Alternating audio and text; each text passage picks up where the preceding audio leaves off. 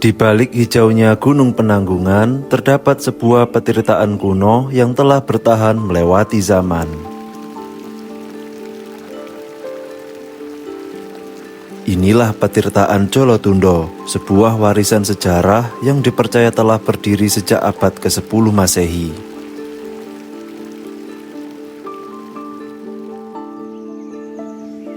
Hari ini kita akan menjelajahi salah satu situs paling menakjubkan di lereng Penanggungan, sebuah destinasi wisata yang memadukan keindahan alam, sejarah, dan spiritual.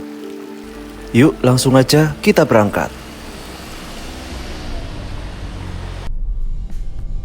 Petirtaan Jolotundo ini terletak di Desa Seloliman, Kecamatan Trawas, Kabupaten Mojokerto.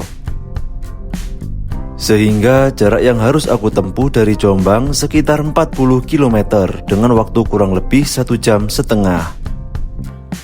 Rute yang aku lalui adalah melewati Kecamatan Bangsal sampai di pertigaan Pekukuhan belok kanan, lalu mengikuti jalan hingga sampai di Jalan Mojosari Trawas. Nah, ini adalah jalan yang aku suka. Ini adalah jalan alternatif menuju Jolotundo. Bisa hemat waktu sekitar 15 menit dibandingkan lewat Kecamatan Trawas. Saat jarak tersisa beberapa kilo dari lokasi, suasana sejuk khas pegunungan langsung terasa. Meskipun cukup menanjak, jalan di sini masih tergolong mudah untuk diakses berbagai kendaraan. Nah guys, sebelum masuk ke kawasan wisata ini, kita harus membeli tiket terlebih dahulu di loket yang ada di depan. Satu orang 12 aja nggak apa-apa. Mau nerbangin drone di sana bisa nggak ya? Kalau pakai drone ntar izin dulu aja sama BK, sama petugasnya ntar. Yang di sana? Iya, yang di candinya kan? Iya. Iya. Kalau di luar candi sini boleh mas? Kalau luar candi, kalau di sini boleh. Oh. Kalau di dalam candi coba izin aja dulu. Oh, gini, siap. Motor nuwun mas ya? Hati-hati monggo. Nggih. Di sini petugasnya sangat ramah dan komunikatif. Bintang 5 dah buat para petugasnya. Setelah melewati loket, perjalanan belum selesai. Dari sini kita harus menempuh jarak kurang lebih 300 meter menuju area parkir utama. Nah, kita sudah sampai nih guys di petirtaan Jolotundo. Di dekat pintu masuk terdapat tulisan Jolotundo Tirtawening Prabu Airlangga yang diterjemahkan dalam bahasa Indonesia, yakni Jolotundo air jernih milik Prabu Airlangga. Kata Jolotundo sendiri berasal dari bahasa Jawa kuno, yakni Jolo yang berarti air dan Tundo yang artinya bertingkat. Jadi dapat dimaknai pancuran atau kolam air yang bertingkat.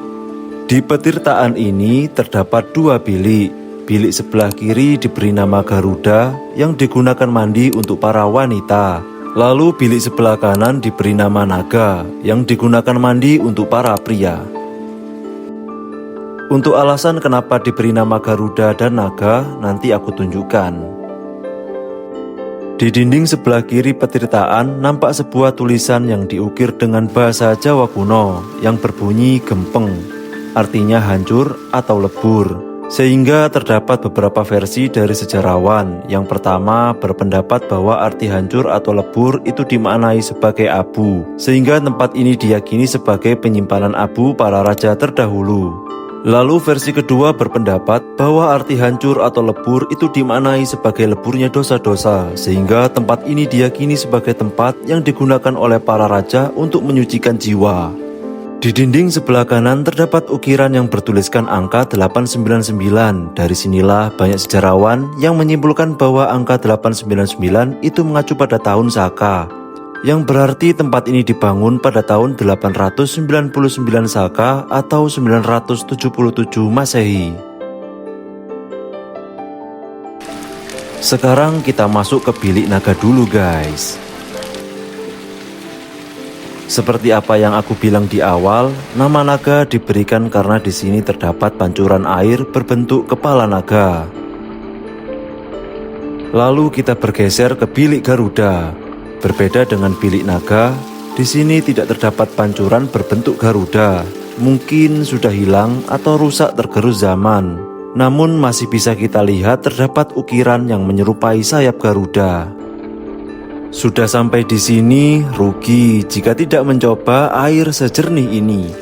Di sini aku mau mencoba untuk berwudu dan mengambil airnya untuk diminum, guys.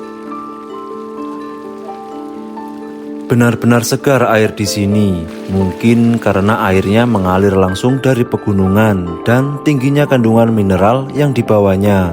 Tidak heran jika banyak yang mempercayai bahwa air di sini terbaik kedua setelah air Zam-Zam.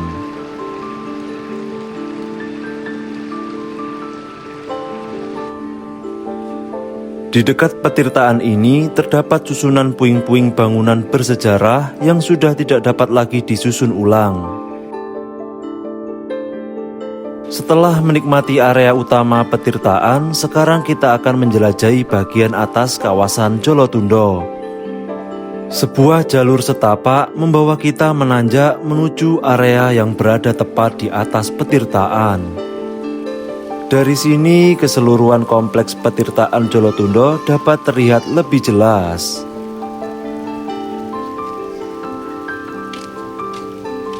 Di bagian atas ini terdapat sebuah tempat menyerupai altar.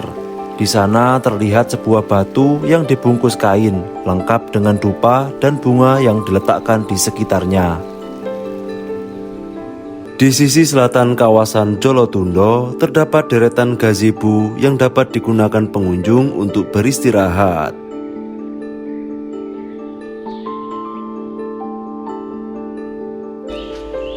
Rindangnya pepohonan yang berpadu dengan suara gemericik air menciptakan suasana yang teduh dan menenangkan. Terkadang kita mencari keindahan hingga ke luar negeri, padahal di Indonesia tersimpan tempat luar biasa seperti Jolotundo ini.